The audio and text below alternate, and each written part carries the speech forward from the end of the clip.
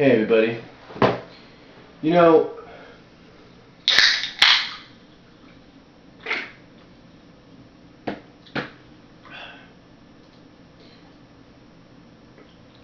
you know, I want to talk about something right now because a lot of people are talking about these on message boards. They're talking about it on some comments on various YouTube videos like mine and a few others. You know, some people are coming out and they're saying that,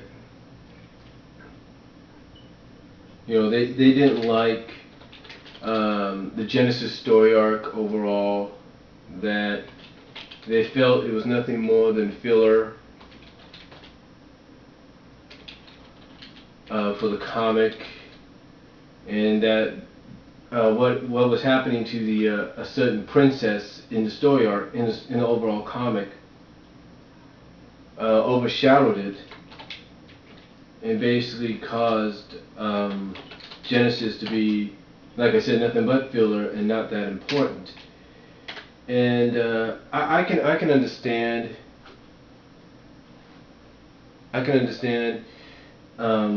You know, where people are coming from with that. You know, if you want a good example, I can give you one. You know, as you know, as all of you probably know, I'm a huge wrestling fan and all that. So, one of the things some people that do wrestling videos have stated, like those at the Off the Rope show, have currently stated, like they're doing right now with the review that I'm letting load up while I type my mom's paper here. For her class, but basically they're saying that everything between this year's WrestleMania, which was 27, till next year's WrestleMania, which is 28, is nothing but filler. You know, with John Cena, because John Cena, you know, is being placed in these different situations, feuds, constantly being put in the WWE title picture and all that. That all it is nothing all this is for him is nothing but filler, because everybody's anticipating his match with The Rock at WrestleMania. I mean, they're even saying that the Survivor Series match that he's teaming up with The Rock in, supposedly, as we speak, at Survivor Series next month, is nothing but filler and build up to Survivor Series. I mean, not Survivor, but to the WrestleMania match. And when I listen to that, it kind of makes me realize, you know, maybe that's how some people felt about this, you know, because some people have actually said that. They have said that, you know, that what's going on with The Rock and John's, no, not with The Rock, but what's going on with the whole Genesis deal was nothing but filler. And that since, you know, since the announcement of, oh, what's going to happen to this character, what fate will this character, in other words the Princess Sally character, what fate will she have? Will she be dead? Will she be legionized? Will she be roboticized? No one really knew. No one really knew what the fate was going to be, and that kind of overshadowed what Genesis was, and that's why a lot of people look at it as nothing more than filler. Right now, the whole Genesis deal, they felt was nothing more than filler, because,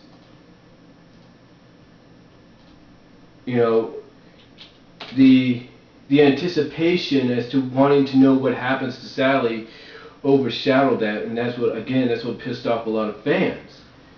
But now that we know exactly what happened to her, now that fans know exactly what happened to her, you know, it is kind of anticlimactic. And then anticlimactic because when you look back at Genesis, you realize that you know, in some fans' eyes, you look at it as nothing but filler.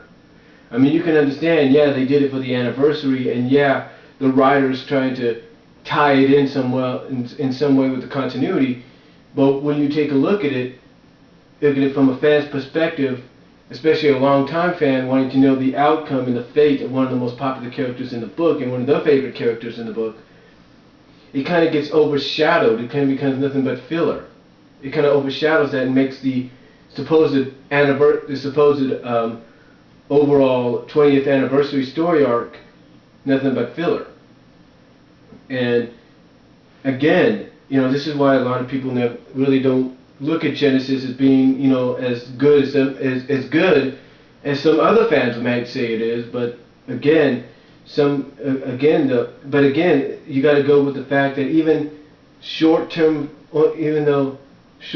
fans, in other words, short-term fans and long-term fans, some of them on both sides do agree, like of what I just said, that the whole thing happening to Sally overshadowed Genesis and made it nothing but filler. Like, it just didn't make no sense. I mean, I've gone out on record and I've said, look, I can understand, like I just mentioned, I've gone out on record and as I just mentioned, I said, I have said, I have basically told people, I can understand that, the writer wants to try to tie this weave this into the continuity, make it part of it.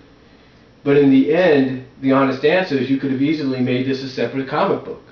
I mean, if Archie Comics could have done that a long time ago by having a Knuckles comic, a Sonic, a Knuckles spin-off, a main comic, and some specials, as well as some quarterly, monthly, 48-page specials, as well as every now and then have a 3 to 4 part miniseries featuring one character or another. In a way, it makes sense that they could have done the same thing with Genesis. But then again, like I said, they want to interweave it into the story arc. And then now you take a look at the fact that they're going to be bringing the whole thing out as a hardcover, and you think to yourself, well, if they're bringing out the whole thing as a hardcover, why can't they just do it as a miniseries? And again, this is why some people don't like it, because like I said, it takes away because one, to them it was nothing but filler, because everybody was looking more towards to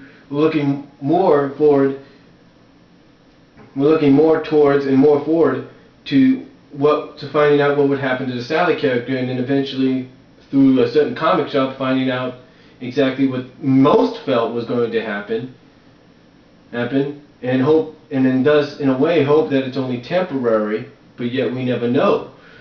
I think it is temporary, but still, getting back on subject, this is why a lot of people look at Genesis as not being as good as it was hyped up to be. Now, again, I know some others felt differently. Some felt it was good. It did live up to the hype. But again, you got to realize there are those that felt it wasn't, and that it was nothing more than filler in anticipation to finding out what happens to the Sally character.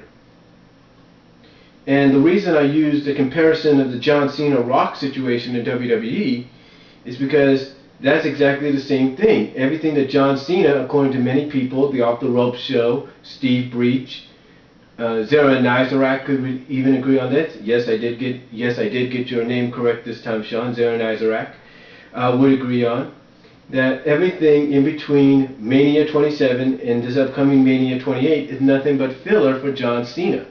Even The Rock has some filler if he's being put into a Survivor Series match. And again, that's all it is. It's nothing but filler because basically they're just building, because basically people are looking forward to anticipating and looking forward to the match at Mania 28 in Miami. So that's why a lot of people, just like with the whole Genesis thing in the Archie comics, look at this whole filler thing with John Cena being in the title picture, being in multiple feuds, being here, being there, being part of this, being against, I guess, this walkout angle or whatever it was this past Monday.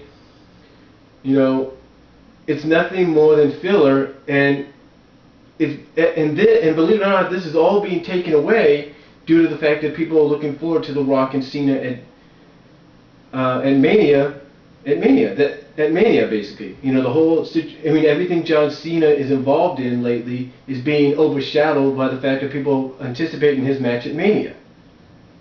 So that is why I used that comparison when it came to the Genesis story arc.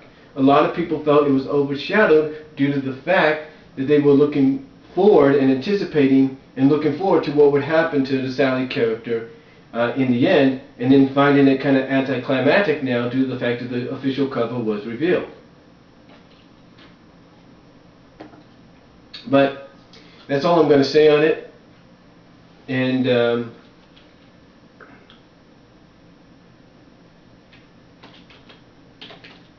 I hope you guys kind of understand what I said there. Maybe I rambled a little bit, maybe I didn't make sense, but hopefully you guys kind of understood what I was talking about, kind of see the comparison that I'm talking about, and